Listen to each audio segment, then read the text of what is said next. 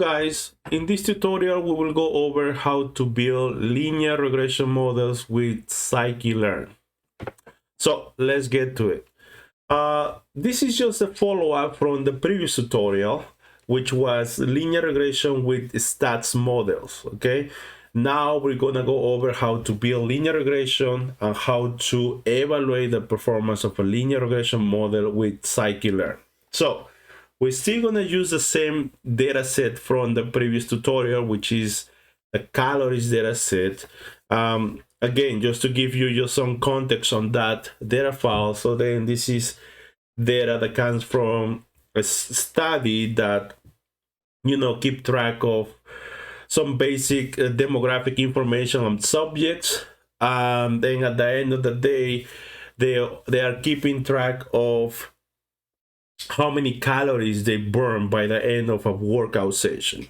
And then the goal is to, using the demographic information plus some of the physical information that they were able to record during that study, to predict how many calories a subject burns during the workout session. So that's basically the context of the data. And so let's get to writing code and building the model. Okay, so first, as usual, we're going to start with importing pandas. So import pandas as PD, and then we're going to read the data. So df equals to PD read underscore CSV calories.csv, and let's print the head here. Yeah, so then user ID again doesn't provide any information, so index calls 0. All right, so once again, the goal is to use all of this information: gender, age, height, weight, duration, heart rate, body temperature, to predict the number of calories that a subject will burn during a workout session. Okay, so that's step 1. Let's go to step 2. Define the input. This is a typo. Define the input and target features.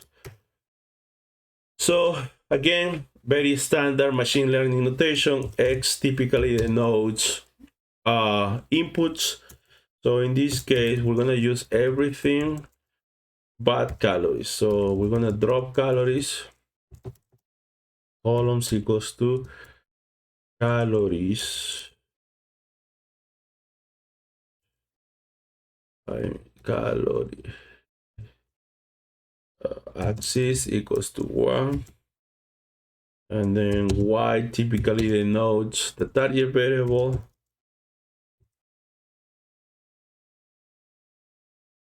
Okay, all right, everything went well, so we can take a peek at X here.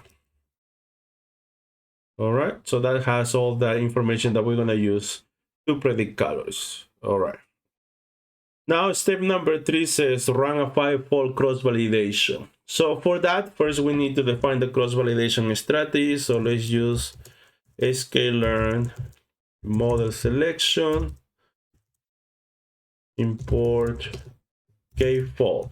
So given that this is a regression problem, so we're going to use k-fold, and then we also need linear regression, which is part of the linear model sublibrary.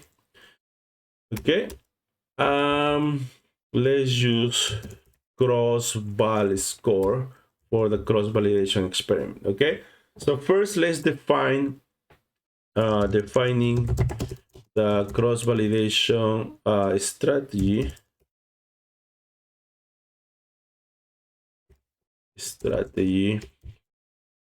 So I like to use skf for that. So k-fold, let's use 5 folds. Shuffle equals to true, random state equals to 42. So then here we define the model. So LMMD, I always like to use that label for linear regression. Okay, then after that, so we have the cross-validation strategy, we have the model, so now we are ready to run the experiment. So perform the cross-validation experiment. So LMCV equals to cross-val score. So first, the first argument is the model. The second argument is the input data. The next is the target variable, cross-validation strategy. The scoring is how you're going to evaluate the model. So in this case, let's use the negative root mean. Let's use the root mean square error.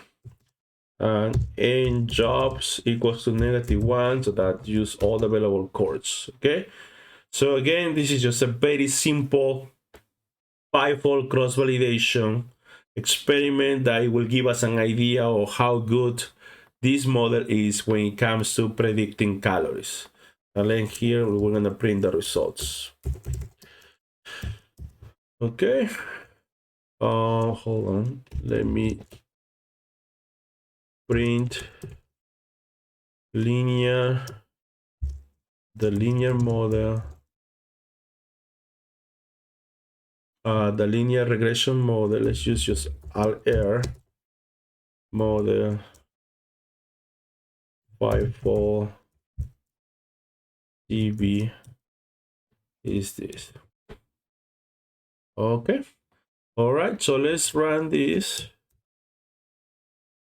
What happened? All right, so we see an error message. What it's complaining about is about female. It says could not convert a string to float. Okay, so let's go back to the data. So basically what is complaining, the reason of that error message is because gender is an object variable. And in order to build a linear regression model with scikit-learn, everything has to be numeric. So we need to do some pre-processing here. So what we need to do is something as simple as this. So gender, and then we can use map for that. Okay, so let's map it. Let's map those labels to 0 and 1. So let's use 1 for male, and let's use 0 for female. Okay, and that will take care of that. So now if we take a look at X again, so now the labels are gone. So let me close this. The labels are gone. Now we see ones and zeros, and now if I run this, it should work. Okay, so the 5-fold cross-validation root mean, the average root mean square error is 11.32. Okay, so yeah, so then this code so far, it shows how you can run a very simple 5-fold cross-validation experiment. One of the things that you need to be careful, especially when it comes to linear models, is sometimes, not sometimes, often, you know, having input data on different scales have a negative effect on the performance of the model. So one way to get around that is just to make sure that all of the inputs are more or less on the same scale. So let's check if we you know, if we transform the inputs, if we get better results. Okay, so basically what we're going to do here is we're going to do the following. We're going to be using pipeline for that. So from scikit-learn pipeline, import make pipeline, and then let's import a standard scalar, and then let's create a new model, defining the new model. So lmmd, let's call it new, is equal to pipeline standard scalar linear regression. So basically here, before it builds a model, it will standardize the input data using the standard scalar transformation. Basically, for each column, it computes the average, and then it subtracts the average from each of the values, and then it divides that result by the standard deviation of that values in that column, and then it performs it builds the model. Okay, and then after that we perform the cross validation, basically the same thing, just to make sure that we're comparing apples to apples. We're gonna evaluate the model over the same cross validation strategy as in this case, Okay, and then we will print the results. Let's run it. All right, so we get the exact same results. So basically what this is telling us is that, you know, standardizing the data has no effect in terms of model performance, which it could happen, okay? But most of the time, you need to make sure that you standardize the data, because most of the time, if you don't standardize the data, the model is going to be negatively affected by it. Now, 11.32. So then you may be wondering, is there any way, is there anything else that we could do to make this value smaller? Because the smaller that value is, so the better the predictions are. Okay. You know, when you're building machine learning models, right, the very first thing that should come to mind is feature engineer. Typically, you're going to develop new features or engineer new features just with the purpose of getting better performance results. Okay, so let's do something very simple here to see if we can improve that, if that overall result. So let's take a look at the inputs again.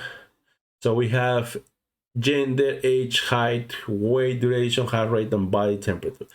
So feature engineering basically is the process of creating new columns based on pre-existing columns. That's all it is, okay? As a concept, it's very simple. But from the practical standpoint, engineering good features that improve the model performance is not that easy, okay? So just for illustration purposes, right, let's just create interactions among all of the features. What an interaction is just creating a new column. For example, if I want to create an interaction between age and height, so basically I will create another column that multiplies these two columns. Okay, so let's do that for all of these columns. So let's create interactions between age, height, weight, duration, heart rate, and body temperature.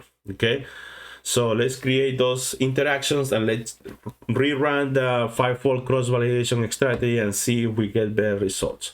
So in order to create those interactions, so we're going to be using the following. So first, let's define the columns that we're going to be using to create the interactions. So then I'm going to call these calls is equal to x columns to list. So basically we're just extracting the column names, then storing those values as a list. Now I don't want to use gender, so we can easily do just remove gender, and then now if I do calls here, all right, now gender is gone. So yeah, I want to use only these columns to create interactions among them. And for that, what we need to use is from iter tools, import combinations. So then that will allow us to create combinations, pairwise combinations. Okay, so for call, let's call it call 1 comma call 2 in combination. So we're going to be creating interactions between call 1 and call 2, which is going to be just the product of the two columns. Okay, all right, so let's run this, and then now let's take a peek at the input data, and then now here we see now we have more columns. Okay, before we had only what 3, 6, 7 columns. Now we have 22 columns. Okay, so we create a bunch of interactions. So yeah, let's let me see if I can do this. PD set options, set option, yeah. All right, so now we can actually see all of the columns. So this one right here is the interaction between height, age and height. This is the interaction between age and weight. So it's just a product, age and duration, and so on.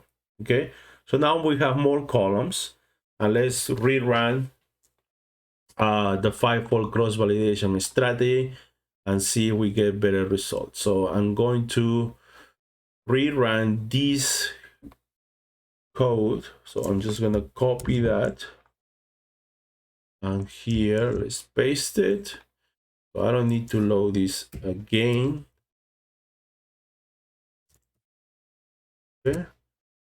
Again, notice that now the input features, now it has interaction. So let's see if we get better results.